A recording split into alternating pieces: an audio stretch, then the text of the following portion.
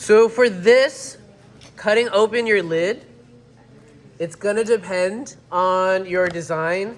So if your design is something like Vivian's here, where we have the lid on the top, right here. We have our lid right here on the top. Some of you might have a design on this side, so it's gonna depend on the angle that you're gonna cut based upon your design. So Vivian's here is more cylindrical, or not cylindrical, spherical, like this one, and it's going in the top middle. So when we cut our lid out, we need to cut it at a 45-degree angle so that this way it does not fall in on itself. If we are cutting the lid off because we're gonna go at a straight line, is if we don't have any space up here, or maybe it just fits better for your design and that's what you want instead. We're going to cut it at a straight line at 180 degrees.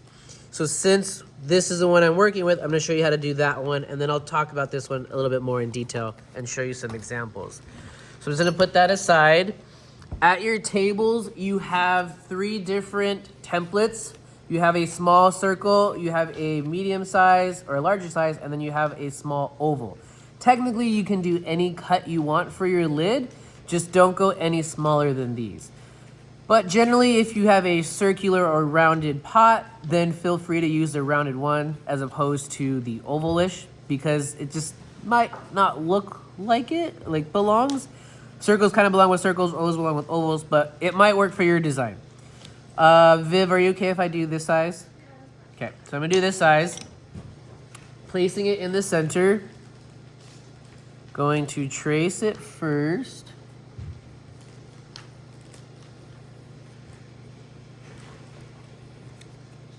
So just like that, just marking it. Then when I cut it, which angle am I gonna do? 180 or 45?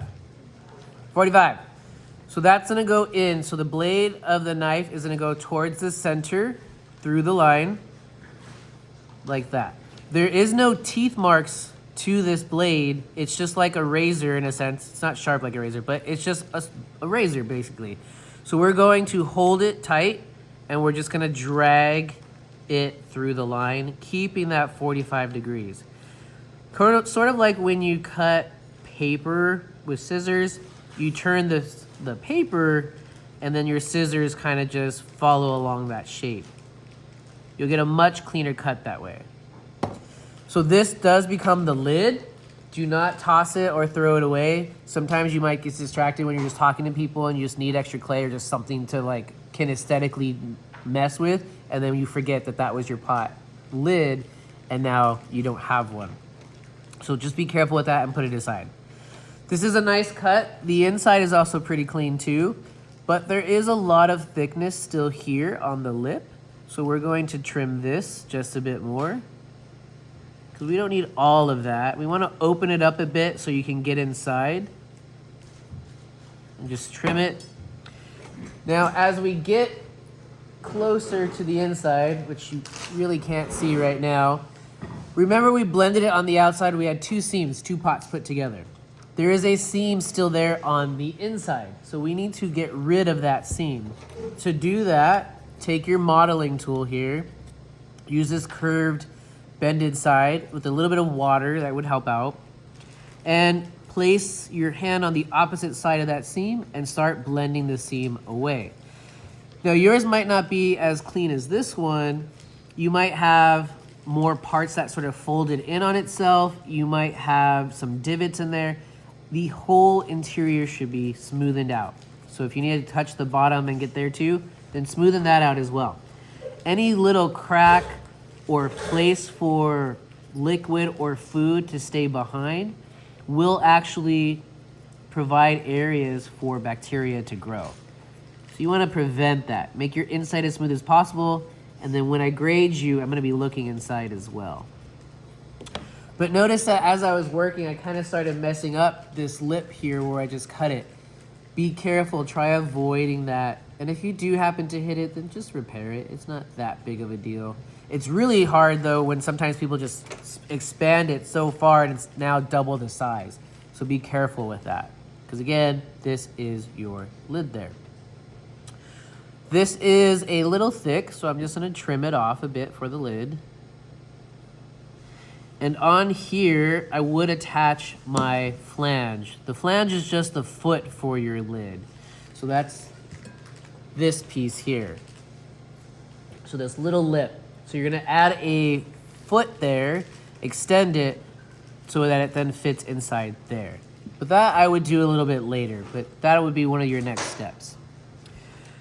So after you've cleaned up the inside, then you can start pushing out your designs. So if it was, let's see, what kind of character? Let's say it was Dumbo. Dumbo has some really big eyes and you'd want to push those out. So with the needle tool, you would draw those on and then you would push them out from the inside just like you did for your monster pot. If you need to push parts in because it's like an open mouth, then you would push that inwards from the outside. So you've already learned that technique with the last project. The only more, the advanced level or challenge that you're gonna have is trying to do that with your smaller opening. So it's the exact same idea. Spouts and handles will come later, so don't worry about that. And if you have a third pot, because we talked about having a third one, this is a little bit different for you. So we'll talk more individually one-on-one with your stuff. But as I said earlier, if you have a cut where your lid is taking off a part of the top and being cut from the side, we have that 180-degree cut. So like this example here, this one was just cut straight because we have this little lip here and this lip is gonna touch that one, so they end up fitting that way. So that's why this one is a straight cut and not an angle. We need it to rest on top of this bottom part here. All right. And then that should be it.